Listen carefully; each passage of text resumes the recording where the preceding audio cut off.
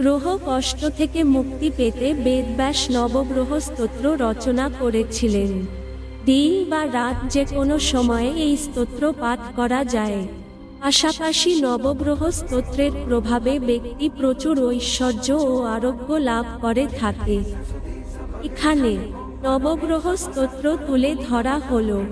নমস্কার বন্ধুরা, কৃষ্ণের লীলা ইউটিউব চ্যানেলে আপনাদের স্বাগতম। ভিডিওটি সম্পূর্ণ দেখবেন, ভগবান তাতেই প্রসন্ন হবেন। ভিডিওটি ভালো লাগলে অবশ্যই কমেন্ট, লাইক ও শেয়ার করবেন। ভগবানের আশীর্বাদ পাওয়ার জন্য চ্যানেলটি সাবস্ক্রাইব করতে ভুলবেন না যেন। গ্রহ দুর্বল হলে বা অশুভ প্রভাব প্রদান করলে ব্যক্তিকে নানান দুর্ভোগ সহ্য করতে হয়। গ্রহ কষ্ট থেকে মুক্তি পেতে মহর্ষি বেদব্যাস নবগ্রহ স্তোত্র রচনা করেন। বেদব্যাসের মুখ থেকে উচ্চারিত এই স্তোত্র পাঠ করলে সমস্ত বিঘ্ন শান্ত হয়। নবগ্রহ স্তোত্র পাঠ করলে দুঃস্বপ্ন দূর হয়। পাশাপাশি ব্যক্তি অতুলনীয় ঐশ্বর্য ও আরোগ্য লাভ করে। নবগ্রহ স্তোত্র সম্পূর্ণ পাঠ করা যায়।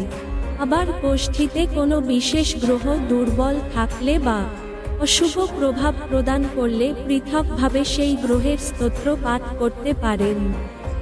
গ্রহ অনুযায়ী নবগ্রহ স্তোত্র এখানে তুলে ধরা হলো।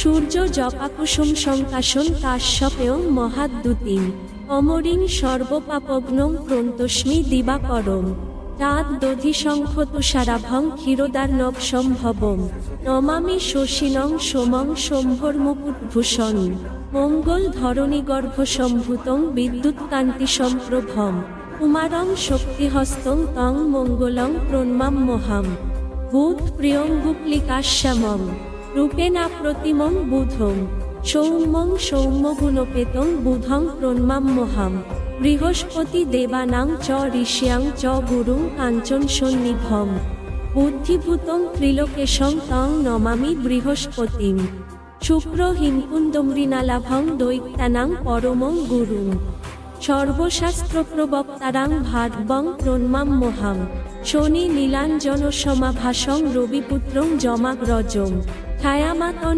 সম্ভূতং তং নমামি শনৈশ্চরং রাহু অর্ধকায়ং মহাবীর্যং চন্দ্রাদিত্যবিমর্দন সিংহিকাগর্ভ সম্ভূতং তং রাহুং প্রণমাম্যহম কেতু পলাশপুষ্প সংকাশং তারকাগ্রহমস্তকম রৌদ্র রৌদ্রাত্মকং ঘোরং তং কেতুং প্রণমাম্যহম ইতি হ্যাসমুখোদ্গীতং য পঠেৎ সুসমাহিত দিবা বা যদি বা রাত্রৌ বিঘ্নশান্তির ভবিষ্যতি নরনারীনৃপানাং চ ভবেদ দুঃস্বপ্ননাশং ইস্রবরমতুলং তেষামারোগ্যং পুষ্টিবর্ধন গ্রহণ ক্ষত্রজা পীরাস্তস্করাগ্নিসমুদ্ভবা আর সর্বাঃ প্রশমং জানতি ব্যাসব্রুতে ন সংশয় ইতি শ্রীবেদব্যাস বিরচিতমাদিত্যাদি নবগ্রহ স্তোত্রম সম্পূর্ণম।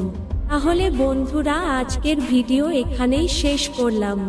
আপনারা ভালো থাকবেন, সুস্থ থাকবেন, এটাই ভগবানের কাছে প্রার্থনা করি। ধন্যবাদ।